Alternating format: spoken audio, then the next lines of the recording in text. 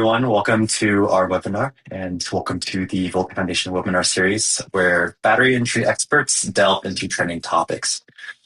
Today, we have a great team joining us from METTLER TOLEDO, and they're going to share insights on water and batteries and visible risk measurable solutions.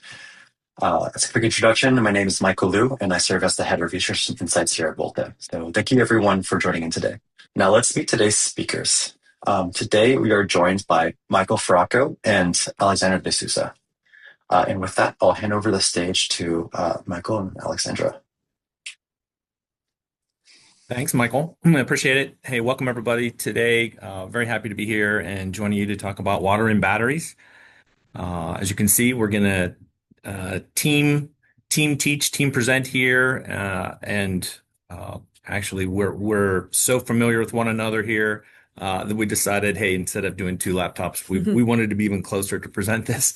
So today we're going to unpack why trace water is one of the most consequential variables when it comes to battery performance, safety, and yield. We're going to talk about the different types of water. We're going to talk about battery chemistries a little bit. We'll go through the different points in the value chain where you might want to do water testing, where and how. And then also we'll talk about some of the tools that you're going to want to use depending on what levels of water you have, how accurate you have to be, and where that is in the process. But first, let's, as Michael said, introduce ourselves a little bit. My name is Michael Farraco. I'm the business development and key account manager here at METTLER Toledo. I've been with the company for about 12 years now in different areas. Right now working primarily for business development in battery space, as well as pharmaceutical, and then the new and exciting field of autonomous labs for the company. But I have over 25 years of experience working in laboratories and manufacturing sites, helping customers to solve problems, leading cross-functional teams, and also developing people, which is my favorite part of this business. Alexandra? Yep, and I'm Alexandra de Sousa. I'm based in California, in Los Angeles, and I've been in the laboratory industry for about 13 years now, 10 of which with METTLER, and I support the business development team as well, so focusing on both the battery industry as well as automation and robotics, so some of those self-driving autonomous labs topics. Wonderful. Next slide, Michael. To go over the agenda, again, an introduction to water, going through the different value chain points and where you should be measuring to get the most value out of the investment in those techniques. Review some of the different techniques that there are. Then we have two cases that we'll talk about. Alexandra will take one, I'll take another. And then just reviewing some tips and tricks, as well as what next steps you could take after this webinar is completed to continue on the journey. And then finish up with the Q&A. Next slide. Good. So, hey, we tried to come up with an intriguing title for this. Certainly, water is difficult to see with the naked eye, but it's there. It's invisible until it's no longer visible. As Alexandra and I talked about who our audience was going to be today and what message we wanted everybody to leave with, we knew that there would be a group with various experience levels in the battery industry, been in industry for just getting into it, and some that have been in for decades. We also knew that there would be a good cross section of engineers as well as chemists that would be on the call. So we're not going to do a deep dive into any one particular topic. Just know that we can get into the weeds here at METTLER Toledo if you want to, and you can reach out to us. But with the limited amount of time we had today, we wanted to keep it a little higher level, touch on as many techniques, and hopefully everybody comes away with something that they learned from the time together today. Just to kick things off here, I know that a common scale-up story that a lot of you people on the call have had to deal with is, hey, it only takes one dry room incident or a change in a supplier or a batch that comes in that is just performing or looking a little different than the last batch that you had. That might raise the water level in your electrolyte by 10, 20 parts per million. But then that kicks off a whole mess of problems, right? Your cells start to fail, rework spirals, cell performance starts to degrade, and also warranty risks rise, right? So today's theme is again, that water is invisible. until it isn't, until it's a big problem, right?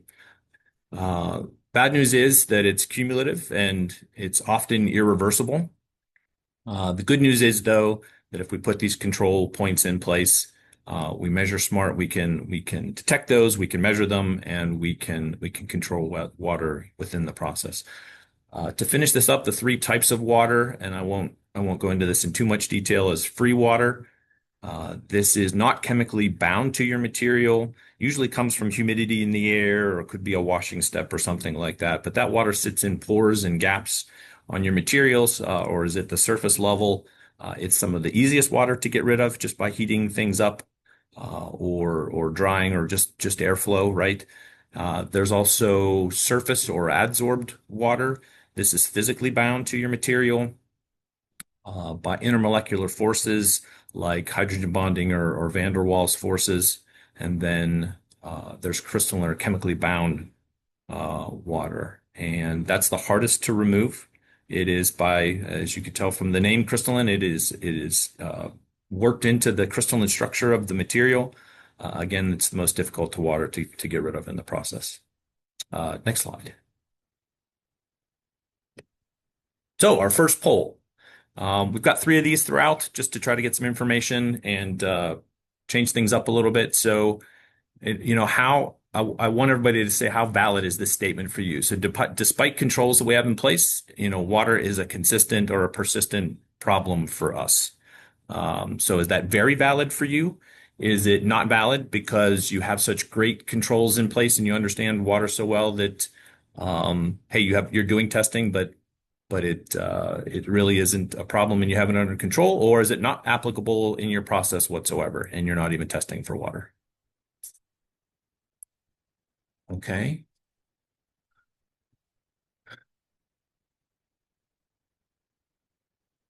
Okay. I'd say 70% or more saying it's a problem. It's a problem that everybody has to worry about. Might keep you up at night, certainly is costing you money in your facility. And I'm glad you're here today because hopefully there's some things that we can work on together to mitigate the problem. Thank you very much. All right, next slide, Michael. So why now? I could argue why not now, right? The pressures within the industry have gone up significantly. I think everybody's feeling it. There's as many good news articles about batteries today as there are troubling ones. Consumer performance demands continue to rise. The chemistries are changing rapidly. We have large gaps in our education or even our understanding of these materials and how they're impacting the process. And then there's immense pressure, obviously, for companies to develop, scale, and manufacture battery cells at a profit.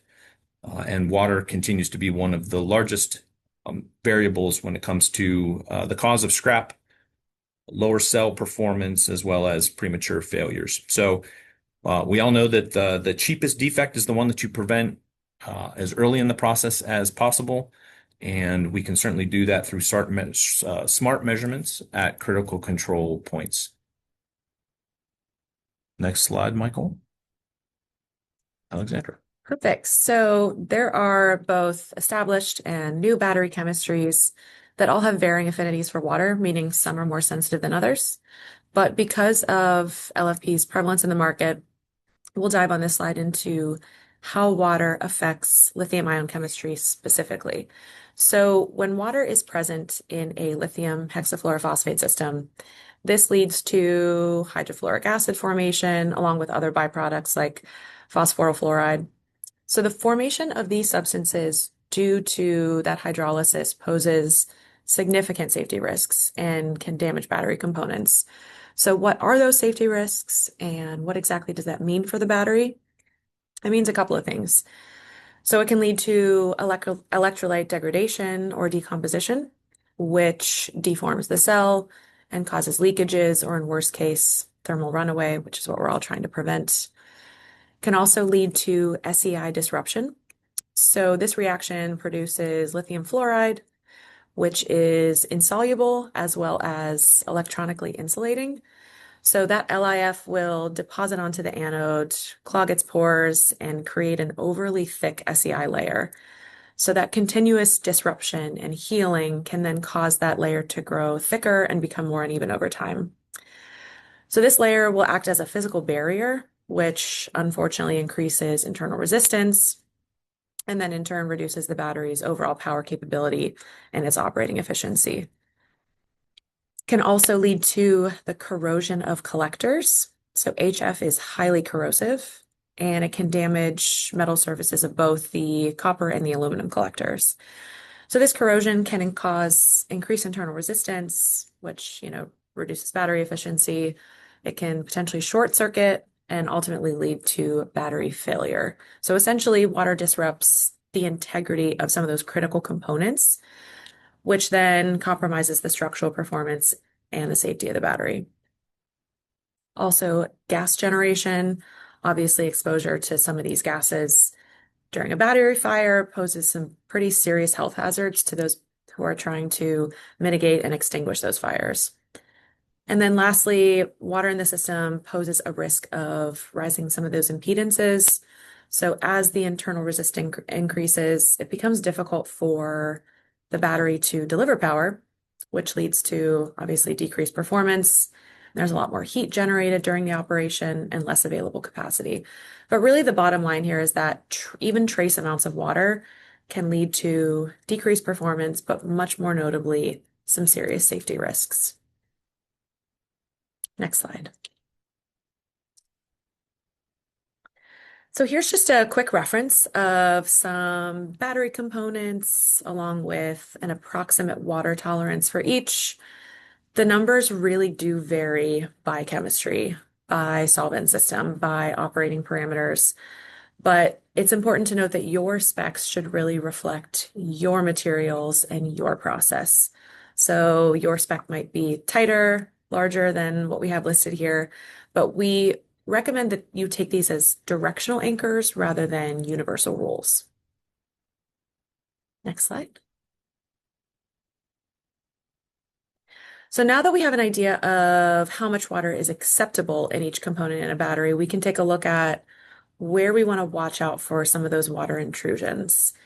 So unfortunately, there are multiple sources across the chain that we have to keep an eye on, such as raw materials, process air and glove boxes, people and packaging, incomplete drying, some of that residual bound water, as well as storage and transport. So water can sneak in through both obvious and subtle pathways, and ultimately the tightest process control that can mitigate these water intrusions requires measuring at the right places. Next slide. So speaking of measuring at the right places, to avoid the accumulation of water throughout your process, we recommend sampling at various points. So we have some of the points listed here, and the goal here is really to establish chain of custody within your supply.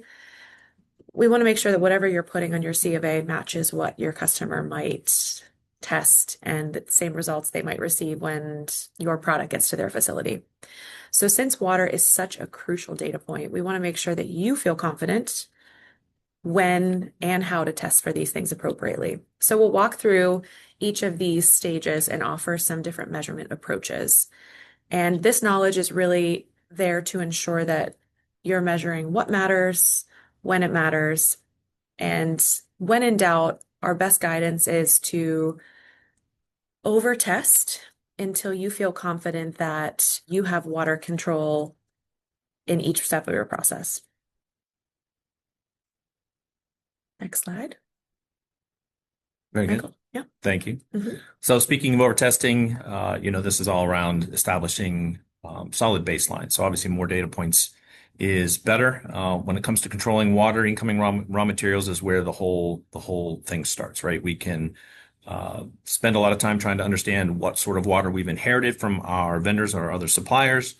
We can also understand where those things are being stored, how to control those, how to test for those, what are the allowable limits, and then what are we comfortable passing along to the next step of the process.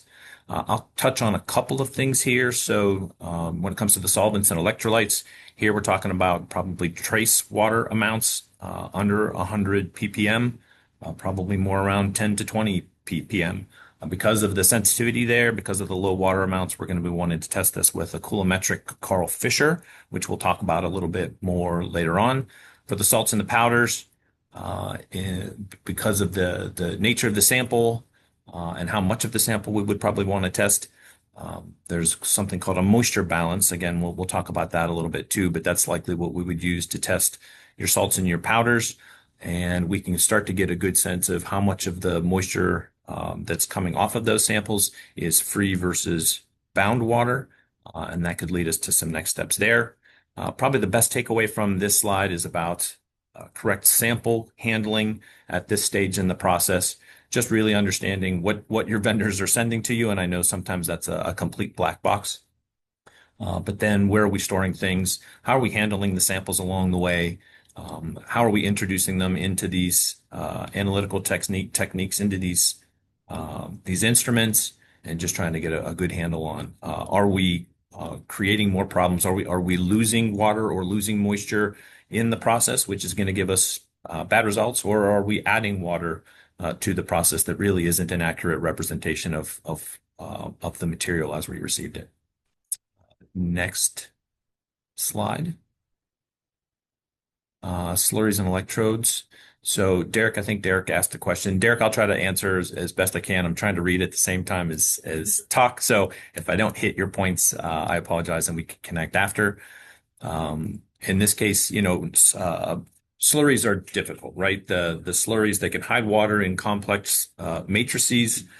But if you're getting water, particularly into a cathode, the cathode slurries, which are solvent-based, water in there is going to cause all kinds of problems with changing viscosity, changes in rheology. You might get foaming, poor leveling during the coating process.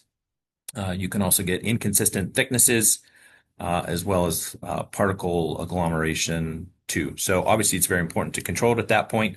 What we notice our customers using most is moisture balance for these slurries. When it comes to the anodes, which you're right are doused in water, they're aqueous based, right? There's some other things that we can do to test those. That's a completely different problem. And you asked about, are we driving that water off during the drying process? I'll touch on that in the next slide. But with the electrodes, oh yeah, hey, we can move on. That's good, Michael. You don't have to bounce back. So hey, when it comes to drying, I'd say that there's a drying profile, that's based on time and temperature, and this is where we can undo a lot of the sins that happened up to this point. But that process has a level at which it can eliminate the water, and I think just better understanding what is happening, because those conditions can change, as well as the material variation that you're putting through there is also going to affect the how much you can get rid of. So just trying to understand, taking as many points as you can at the end of drying to understand, did we get to that level of dryness that we thought we were going to get to? Obviously, people often have safety margins built in to make sure that you do.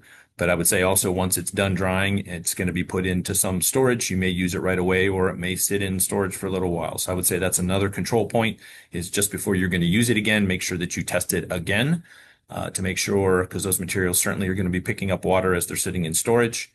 And then, hey, I'll take a opportunity here just to make a plug for dry rooms and glove boxes, right? And on your webinar bingo card, I'll probably say dry rooms and glove boxes a couple of times, so you have some other chances to mark that off. But one of the most important things that you can invest in your operation, just to make sure that you're not adding water where you don't need to. So please take that into consideration too. And we see lots of customers who I was in a recycling company not too long ago.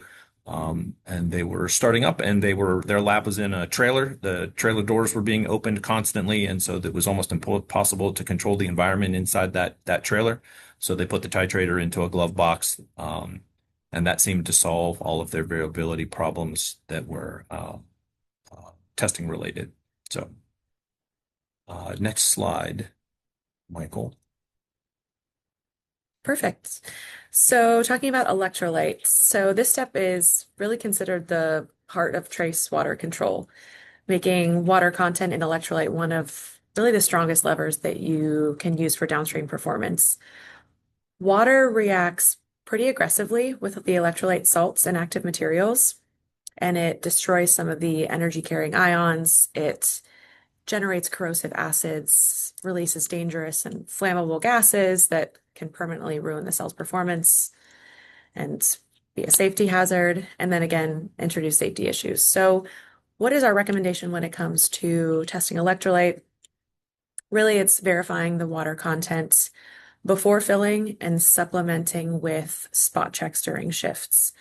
We found that there's a pretty tight correlation between low, so sub 10, 20 ppm water levels and overall battery safety.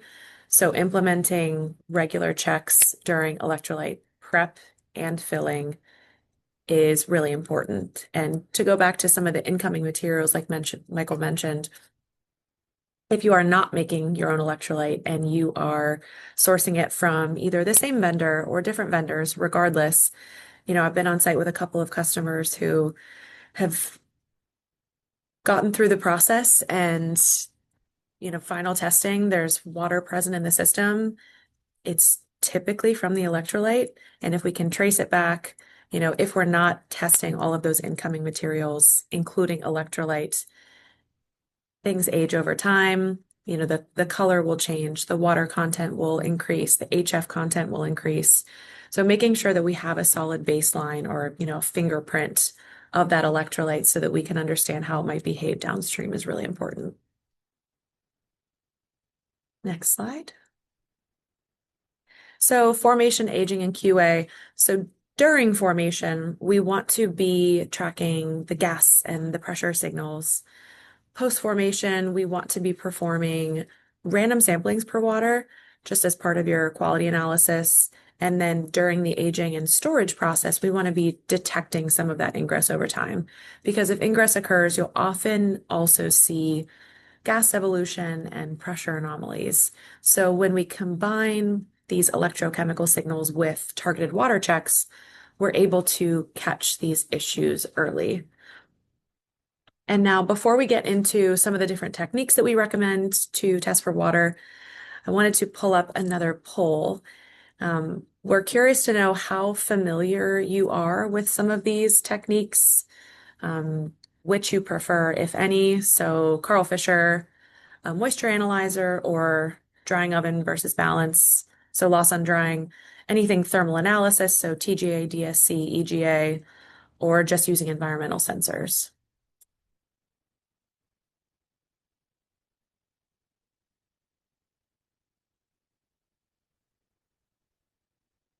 It's looking like a pretty good mix, which is great. So we'll cover, in some sense, all four of these techniques. And for almost half of you who are mentioning Karl Fischer as the preferred technique, that is also the preferred water testing method in the industry. So that's going to be a bulk of the bulk of the content moving forward. So we'll get into the weeds a little bit more about Karl Fischer, do's and don'ts and tips and tricks and things like that.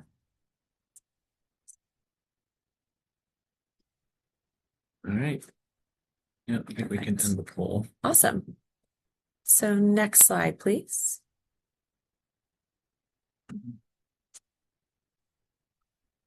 Thank you, Michael. So yeah, hey, this is just an overview of the techniques that we're going to cover, as you have probably figured out already. And you see here, there's no one single best method for investigating water. It's going to depend on your budget, certainly, the time that you have to complete these tests, how many samples, what kind of levels of water we're talking about, as well as the nature of the sample as well, whether it's a powder, a liquid, or a slurry or something like that. So we will start with Karl Fischer, and we'll go through and touch on each of these. So next slide. So Karl Fischer is absolutely, as we saw from the poll, it is the gold standard. It is the most widely used technique for investigating water, quantifying water in the battery process, whether that's raw materials or throughout the process. When it comes to coulometric Karl Fischer, we would use that for trace water samples. So we're talking single digit parts per million up to 1% water, you're going to want to use a coulometric Karl Fischer.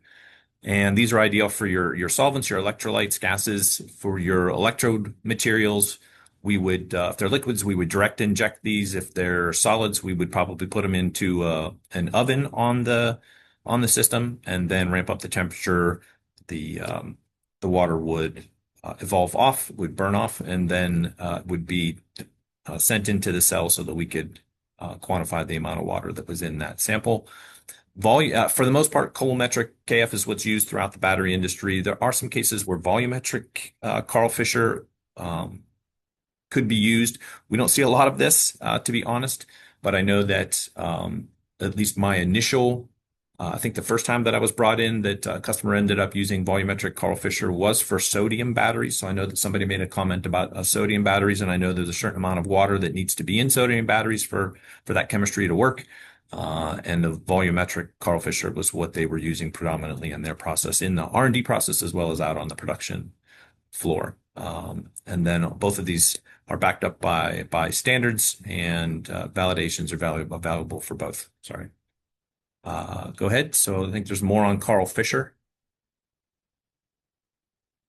Perfect. So how you introduce your sample into a Karl Fischer titrator is often something that's overlooked, but it's a really easy place for water to sneak into the testing process and then inflates the amount of perceived water that's in your actual sample. So first we have a KF oven, which is used to liberate water from solids without dissolving them. It's also great because it avoids chemical interferences. It's pretty suitable for complex solids or insoluble materials, and it also prevents side reactions. So as Michael mentioned, you would just load your sample into a little vial, the oven would turn on, and then all of that water would be measured by the titrator. So we can also use direct injection. This is best for liquids. So it's effective because it minimizes the exposure to atmospheric moisture as well as contaminants. We use airtight syringes. So this is for liquid samples only. So you would pull your sample into an airtight syringe and inject it directly onto the instrument. This ensures a sealed transfer, and it really prevents moisture uptake during handling. And practically speaking, it's very fast, and it reduces a lot of the sample prep time because you're just putting the sample directly onto the instrument. It's also important to choose the right vial or cap or seal. So this is the reason, at least with METTLER Toledo instruments, we suggest only our vials and caps, not just because we're trying to capture a consumable stream, but because we've selected a vendor that manufactures components that could otherwise introduce huge margins of error when it comes into your water testing process. So the last component here is the area in which you're introducing your sample to your titrator. So dry room is preferred. It's an ideal area for Karl Fischer to pretty much negate the threat of atmospheric water affecting your water results. Glove box would be next on the list, and this is where maybe a dry room isn't possible space-wise or for whatever reason. It's a good secondary option for Karl Fischer, but it can be difficult practically, especially if we're using the direct inject method, because you could imagine trying to handle a delicate glass syringe with your hands in those giant gloves can be pretty tricky. And then third, an environmentally stable lab is last on the list, ahead only of a lab with no moisture control whatsoever. And this is really the least ideal area for sample introduction in terms of Karl Fischer because the atmosphere isn't tightly controlled.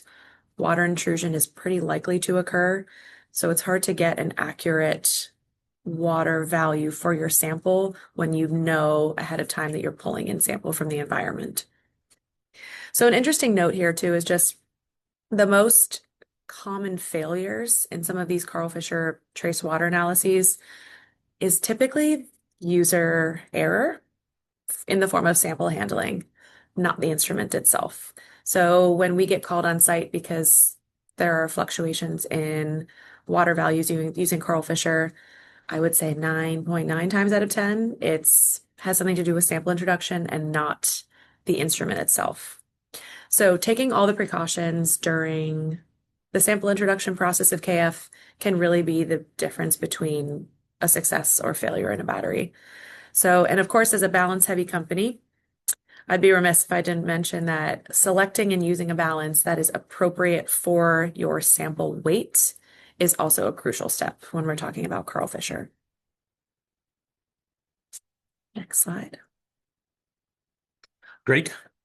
As we were trying to figure out how to pass along some of the problems that people encounter, we thought that this might be the best format to do that in. So I'd say these are the top 5 questions that come our way to our technical folks. So let's just go through these one by one. So my Karl Fischer results are all over the place on the same sample. And so what's going wrong? And as Alexandra indicated, one of the first things that we start to do in terms of asking questions or when we visit on site is to try to understand where is the instrument located. Is it in a glove box or a dry room, or is it out on the plant floor at line? That can start to tell us a little bit about what the environmental conditions are that could be impacting the test. So we start there, of course, and then we start to take a look at the cell itself. Are the connections tight? What's your titrant look like? Do we see, is it starting to change color and those kinds of things that could indicate to us that it might be time to change our solvents out? What kind of humidity do we have in the environment as well? Are there things in the term of how we're handling the sample that's adding variability to the test as well? Are we putting the samples into the vials and then carrying them a long way across the plant floor without putting the caps on right away? It's all these little things that you have to take a look at to really start to put the puzzle together and try to figure out what kind of guidance to give people so that they can reduce the variability in the tests. So the second one is, how do I know that my sample hasn't picked up moisture before I even start the measurement? Oftentimes you don't, which is certainly the problem. If you draw up electrolyte into an open syringe, it takes you 30 seconds to walk across the room before you can inject it then into the cell. Hey, that's a different electrolyte material than it was as it was sitting in the bottle. So I know that sounds picky or finicky, but that's also the nature of electrolyte, and it's the nature of a lot of these battery materials. So just knowing those kinds of things, if you're going to draw up electrolyte for injecting into the material, use a sealed transfer vessel for that, or even for your powders, right, to make sure that we're not letting the environment get to it. And then try to test these things as quickly in the instrument as possible. Should I be running a drift correction, and does my blank actually matter? This is an easy answer. The answer is yes and yes. Definitely drift from atmospheric water is definitely going to increase the results that you get.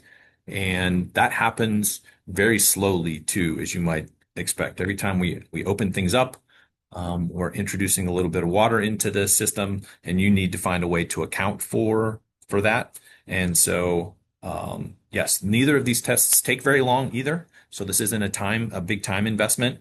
And as you might expect, both are skipped all too often. So my definite recommendation is to run the drift correction. Don't skip that, as well as the blank. What's the fourth one? How often do I need to run a water standard? That one's not as easy to answer because everybody's process is a little bit different. I would say that I would fall back first by saying, what are your own quality requirements in the process? And then just trying to understand what's the volume of production that we're getting through, what's the volume of samples that we would want to get through, just to make sure we're controlling things. How big of a problem is water in the process, and what kind of problems does it cause if it gets in, right? So I think understanding all of those can help you to put together a testing regimen along with where those control points are. A lot of customers run a water standard every day or every week, and I would say that that's probably overkill. In general, it's probably overkill. I would say running a water standard once a month makes sense. But again, I think, consulting with somebody from our team about what it is exactly that you're doing, having them get their eyes on the process is probably the best way to give you the guidance that you're looking for. And my titrant is old. Does it actually matter? Yes, absolutely. Degraded titrant is absolutely going to give you low values, and you want to make sure that you avoid that, of course. So taking a look at, as the color change, is the color changing? Am I getting sediment in the bottom of the cell? Is there some cloudiness that I'm seeing as well? This is particularly important if you're testing electrolytes, really, which you're trying to. We're already at very low water levels, so even slight changes in the quality of that titrant and how much water's in it is going to affect your results dramatically, and you don't want to pass bad material along. I would also say that there's probably a lot of pressure on people to buy these solvents in bulk. And while that sounds great from a monetary standpoint, from a budget standpoint, larger bottles sit around longer. So every time you open that bottle, of course, you're introducing the air to it, and in a lot of cases, it's better to use smaller bottles that you get through faster, because, like I said, big bottles are going to spoil. So there's also a tighter determination that you can run that can help you to quantify how good that titrant is. Last point here, Michael, before you switch over. So we also have, if you'd like a little light reading, if you get onto mt.com, we have, and you just type in Karl Fischer in the search box, you can find these guides. We have 4 of them that are in there, and they cover these topics of basic water content determination, sample prep, sampling techniques, and the method overview. So there's a lot you can learn from those. Those are a wealth of knowledge. But then also we're standing by for calls and questions as well. All right, next slide. Perfect. So Karl Fischer is the main method for quantifying water within battery samples of most types. There are a few other notable techniques to mention when it comes to measuring water. The first being a moisture analyzer. Some people call them moisture balances. It's really the loss on drying technique. So you put your sample on one of these pans here, as you can see in the picture, and essentially it's a balance with a halogen lamp built in. So it will weigh the sample wet, and the halogen lamp will heat it up, and then it will take another weight of the sample dry to give you a percent moisture content or a percent solids content. So this is called a moisture analyzer and not a water analyzer for a reason. This is because it's measuring all volatiles. So as it heats up, anything that comes off is going to be captured in that moisture content calculation there. So it's great for fast routine screening, mostly solids and slurries, when you have a good bit of sample. So a couple of the drawbacks are it's not designed for liquids, it's not really designed for trace ppm, and it does require a lot of sample. You kind of have to fill this sample pan evenly in order to get a reliable result. So that, along with the fact that you have to watch for volatiles, because we are just heating a sample and there's an air vent at the top, so whatever you're heating up is just going into the environment around you. Moisture analyzers are great, mostly for slurries. Then we look at thermal analysis. So TGA, thermogravimetric analysis, is measuring weight loss of a sample. It's kind of like a fancy moisture balance as it's heated over a specified temperature range. So this is better for powders, binders, materials like that. We see it most commonly in R&D, and people use it when they're trying to understand material behavior in order to develop that perfect battery chemistry. So it's good for assessing durability and safety of different components of your battery and identifying the temperatures at which those materials will lose mass, or degrade. So just really giving us reliable operations under different conditions, which of course impacts the performance and lifespan of the battery. The main limitation here is if you're just using it to quantify water, it's probably overkill. It's a little bit pricey for that. But if that's a secondary application and you're also using it in R&D, then this is a great option. We also have DSC, differential scanning calorimetry. Not quite as popular as TGA when we're talking about water specifically, but it measures heat flow into or out of a sample as it's heated or cooled. So it can detect different events like water evaporation or different phase changes related to moisture. It's mostly used to understand phase transitions or heat capacity or thermal stability of different battery components. And then lastly, every technique that we've mentioned so far is supported by METTLER Toledo. This last one, dew point, is not. It's not necessarily a means to quantify water within your sample, but instead the surrounding environment. So it's still crucial to the battery space, and it measures the temperature at which air or gas becomes saturated with moisture and the water vapor starts to condense. So it's really critical for controlling environmental humidity during battery manufacturing, especially in dry rooms or glove boxes, things like that. So this is what really the only thing that can provide continuous real-time monitoring of moisture in the air. It's expressed in terms of temperature. So example, minus 40 C, dew point corresponds to very low moisture levels. Again, it's not a direct measurement for water content in a battery material, but it's still essential for maintaining conditions that could affect moisture uptake within those materials. So the best way to approach water based on our suggestions is by blending some of these techniques. So you could, for example, screen quickly with a moisture analyzer and then confirm some of those critical samples with Karl Fischer, and take it a step further and use thermal analysis to understand the binding and the optimized drying profiles, all while you have a dew point monitor in your dry room or in your glove box, and I guess in your lab space as well, but ideally in a dry room or a glove box. So when you look at these different techniques, there's a good fit for all of them throughout the battery supply chain. And depending on your specific process or your application or how you fit into the industry, one or all might be necessary. And there are pros and cons to each, as I mentioned. So what we notice is most companies will start with either based on the sample type they want to start with or based on budget. They'll start with one technology and then realize over time that it really isn't a one size fits all. So they come back and add a complementary instrument into their process. Perfect. Next slide.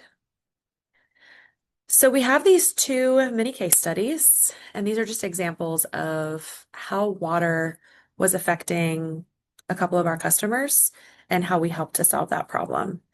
So this customer specifically wanted to add just a quick quality check after their drying process of their cathode powder. And so we came on site, and in order to do some sample testing and do an on-site demo, I needed, an approximate range of the water content that they were expecting. So they assumed pretty low because the drying process was extensive. And so they guessed, I think, around 300 or 400 ppm. So we went through the whole demo process. We tried various temperatures. We optimized the method. And after a couple consistent results, we realized that the water content was actually closer to 2000 ppm. And the shock was very apparent as they ran back into the lab and immediately paused production. And really, the drying process needed to be adjusted appropriately, but it was only possible after we'd acquired this new data point. Prior to this realization, decisions were not being made based on data, but instead on, I guess, just confidence in a process that was never officially proven to be successful. So just wanted to point this out because the moral of the story here is really that regardless of all the precautions that you are taking to ensure that the least amount of water makes it into either your final product or one of your battery components, you simply don't know how much water is really in there until you test. Next slide. Thank you. All right. Second case study is about electrolyte. It is one that we deal with quite often. I would say it's most of the time. The questions that come to us are about electrolyte. So the chemistry when it comes to electrolytes is pretty well understood. Sort of the base chemistry is it's a lithium salt in a carbonate solvent, right? But where it gets a little tricky is that a lot of these materials are coming from Asia. There's not a lot of transparency, certainly when it comes to the formulations and the additive packages and things like that, right? That's the secret sauce. And they own that, and you buy it from them. The recipe stays with them. And they usually aren't willing to share too much about what's going on in there, which is fine until one of the batches fails and you're producing bad cells, right? So I've seen it where batch comes in, a bottle's sitting beside another bottle. This one's clear, this one's turbid and cloudy, right? And this one's producing good cells, this one's producing bad cells, and then you have to try to understand, what do I do now? In this particular case, when we consulted with this customer, what we ended up doing is going back to the last time that we had a batch in that all of the samples were good and they were producing good cells. And then we just tested, and did more testing, right? And the 3 tests that we were doing in order to develop the fingerprint that they were looking for was we did coulometric Karl Fischer testing. We also did UV vis testing because an electrode material that is starting to yellow is trying to tell you something. And so UV vis is another good tool to look at the color changes.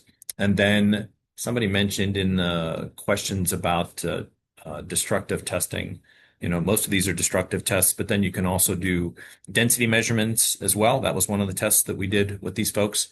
And with those 3 tests and testing batch after batch, bottle after bottle, sample after sample, we were able to develop a fingerprint that enabled them to establish a really consistent or a confident baseline in the materials, so that as new electrolytes were coming in or as they were evaluating new suppliers, they felt pretty good about what they were willing to inherit and what their process could handle as they developed a robust testing regimen. All right, next slide. Perfect. So how we fit in. So METTLER has been supporting water testing for a long time in all different industries. I would say the most notable industry that we support is the pharmaceutical space.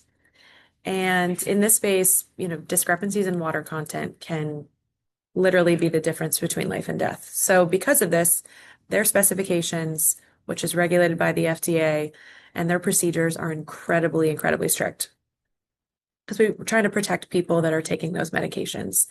So I mentioned that because over the past couple of months, I've noticed that the battery industry is starting to adopt some of those strict parameters from Big Pharma, just pointing to the fact that the impact of water on batteries really mirrors that of pharmaceuticals.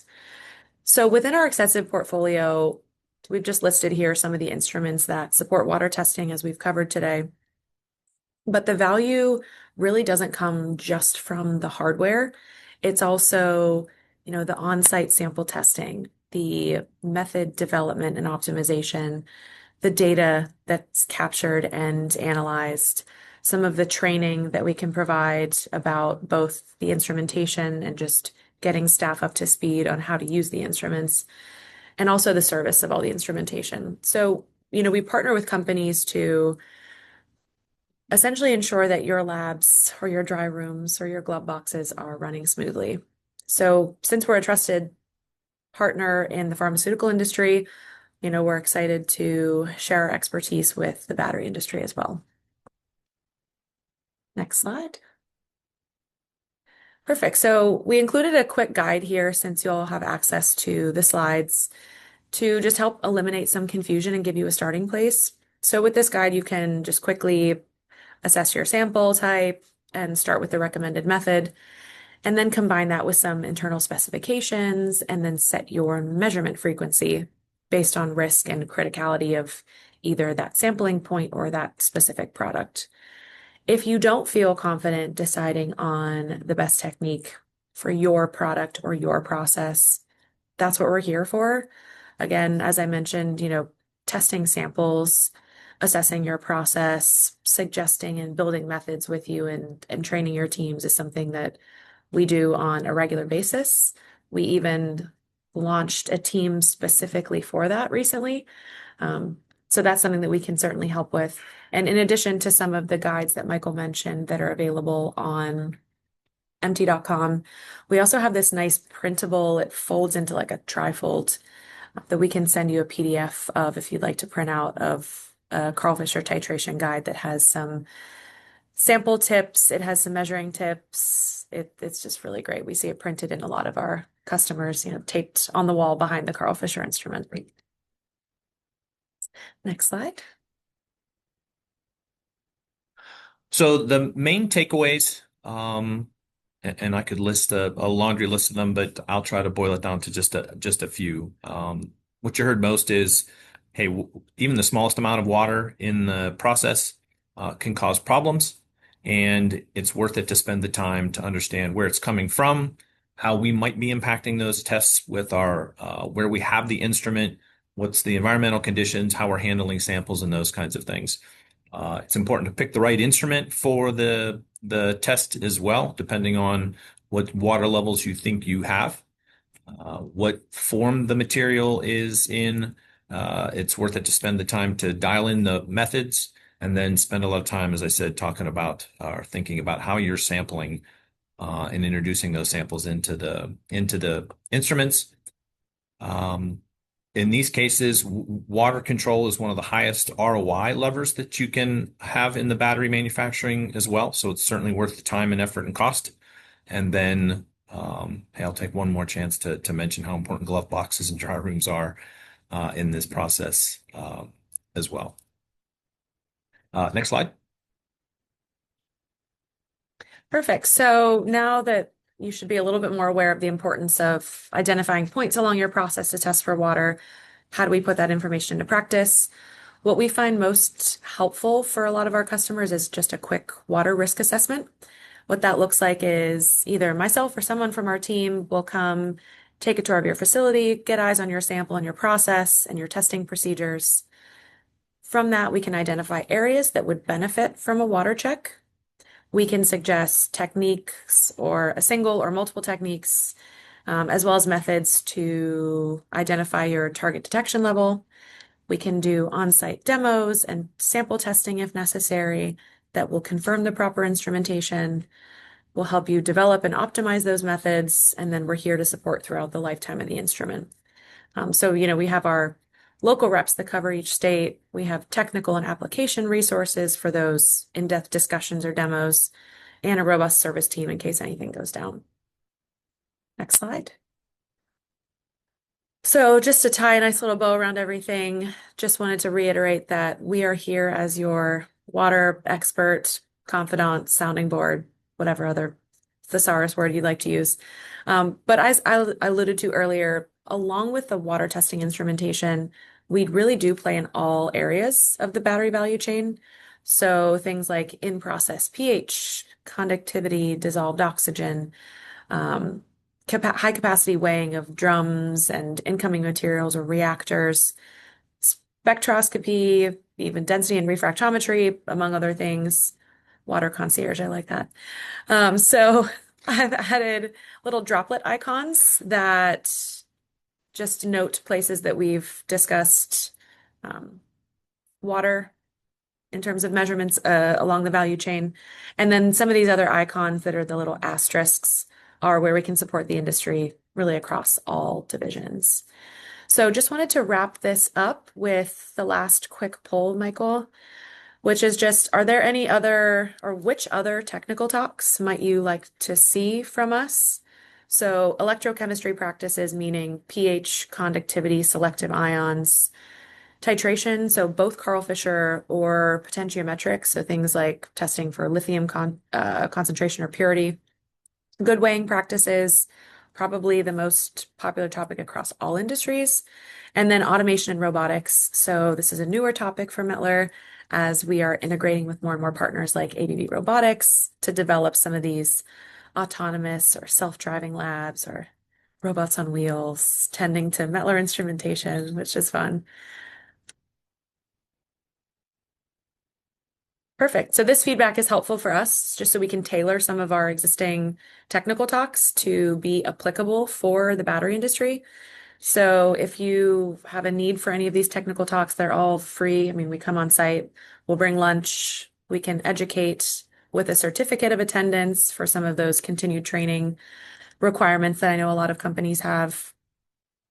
And I know we're at time, but I guess I'll check with you, Michael. Is there a way that after the webinar closes that I can respond to some of these questions? Yes, absolutely. So Perfect. just want to say we're just around time. Yep. If Alexandra, if you and Michael have a couple of minutes for maybe one or two questions, we can do that. I want to respect everyone's time. We will Yes. also be able to send some pass along contact information for those who ask questions, and the team can respond and reach out directly. Because I know there's quite a lot of interest in people asking questions here. Yeah. And I think some of the questions, I was looking at a lot of them. I know a lot of them are pretty specific. So I think it'd be helpful to get a little more information from people and respond directly. You just open some of these because I want to make sure I give a complete answer. Michael, did you see a few that you wanted to throw our way?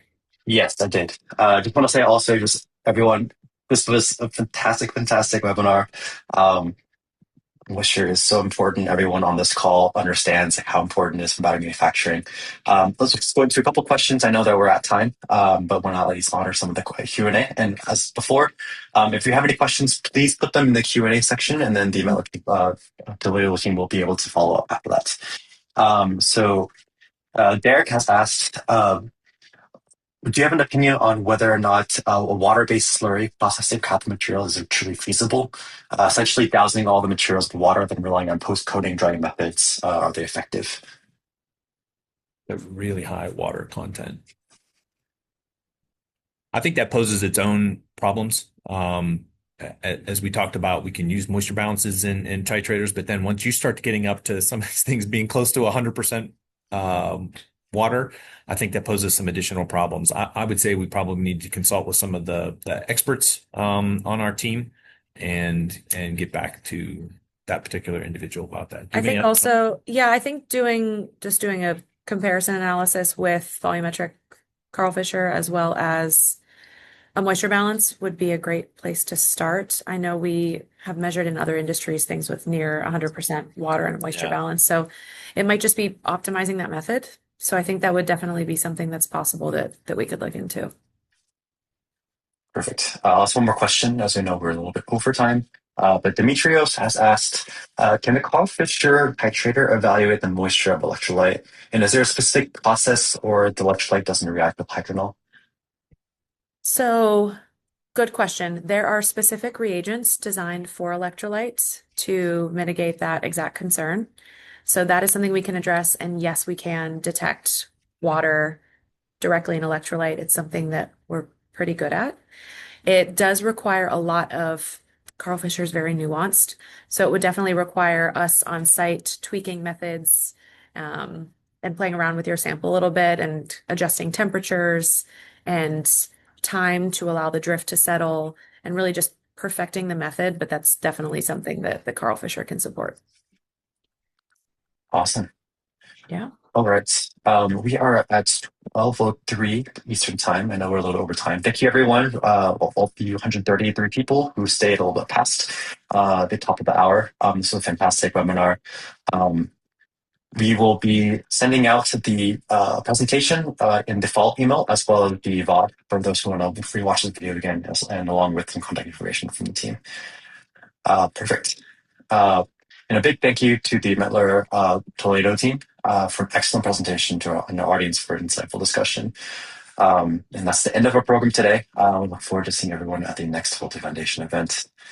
Thank you, everyone, for joining. We'll see you next time. Thank you. Bye. Thanks, everyone.